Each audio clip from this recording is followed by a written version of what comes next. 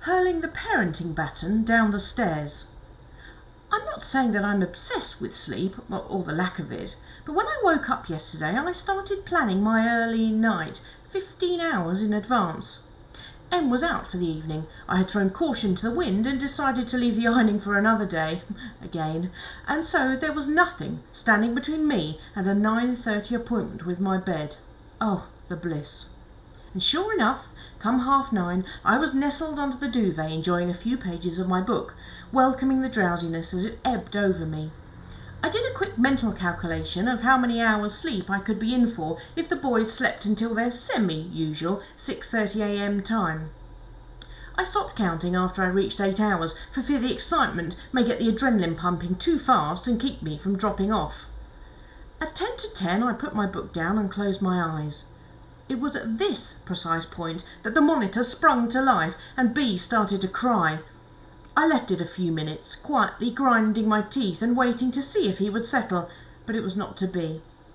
Reluctantly I went into him and, having done the usual checks, forehead stroke to make sure he wasn't hot, a sniff in the direction of his bottom, a feel around the sheet to make sure he wasn't trying to snooze in a puddle of his own vomit, I patted and stroked him until he finally fell asleep. That was just a one-off, I told myself as I slid back under the duvet 20 minutes later. He'll sleep now. Life would not be that unfair to me that he will wake up once more. And indeed, life wasn't that unfair. It was utterly, irrevocably evil, throwing a spanner so unwieldy into the works and laughing manically through its halitosis as it wreaked its wicked havoc. Between 10 o'clock and midnight, B woke up crying every quarter of an hour or so. In and out of his room I went, stroking and shushing, shushing and stroking, each time with a little less compassion, a little more barely concealed irritation. There seemed to be absolutely nothing wrong with him, and I was starting to struggle to shush him gently, as I was finding it increasingly difficult to part my clenched teeth and pursed lips. Every time I went into his room, I thought about the long, uninterrupted night of sleep I wasn't having, and wanted to sob. At 12:45 a.m, as I was doing another round of stroking and placating, I heard Em come in. I ran to the top of the stairs and practically hurled the parenting baton at him, so desperate was I to get into bed. I knew I was being unfair, given that he'd been on a night out and was probably almost as desperate for sleep, but if I didn't hand over the parenting baton right now, I may well club someone over the head with it until my arm fell off. Back to bed I went, averting my eyes from the clock. I knew bloody well what the time was, but I wouldn't give the clock the satisfaction of actually showing me that I had just spent the last 3 hours in a holding pattern from bed to cot and back again. I turned the monitor down low and sunk into bed, exhausted. I could hear B crying, but I was so tired I was pretty sure it wouldn't matter, as I would be asleep in seconds. A quarter of an hour later, and I am still staring up at the inky gloom of the bedroom ceiling, listening to B cry. Fuckety fuck. I throw back the duvet and scatter some choice expletives around the room as I head downstairs. Time for the big guns.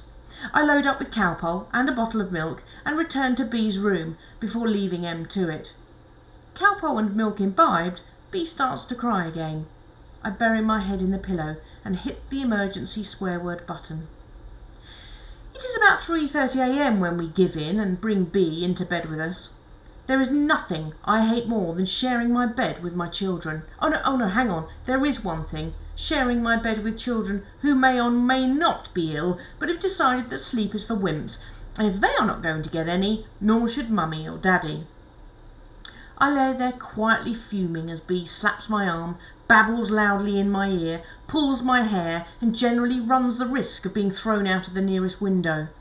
Then he cries a bit, as if he's been having too much fun, making my life a waking misery, then suddenly remembers he should be in his cot, and so makes a point of being upset, just to justify his current position.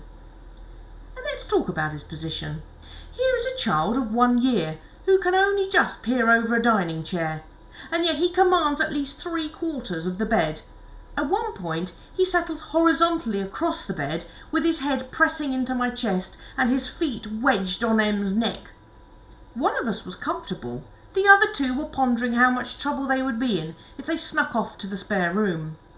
Eventually, at about 4 a.m, B falls asleep lying right up against me, and I can finally close my eyes.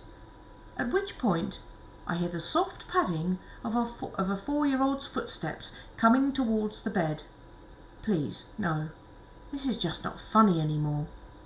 M, a little too eagerly for my liking, volunteers to take E to the spare room so that he can get some sleep. And so there we are, at 4:30 in the morning, exhausted with a 6-hour game of musical beds and a particular favourite of mine. Guess what's wrong with me? I won't sleep. At some point later, as morning is shining its laser beams of light through the cracks in the blinds, I wake up. Hardly accurate as a statement, as I was barely asleep, given that there was always at least a quarter of my brain telling me, "Don't roll over, you will turn your son into a pancake," with B spread-eagled where I usually sleep, leaving me to teeter on the very edge of the mattress with no duvet and a persistent sensation that I'm about to topple to the floor. I blink the gritty, slow blink of someone who is lacking in at least 6 hours extra sleep. I peer over my son's slumbering body at the wide, comfortable expanse of bed behind him which M had vacated, but dare not move B over for fear of waking him. So I lie, my head on the corner inch of my pillow, clench my buttocks and hang on for dear life, which, in the cold light of the early morning, through the fug of not having slept for more than an hour, seems a bloody perfect metaphor for parenthood.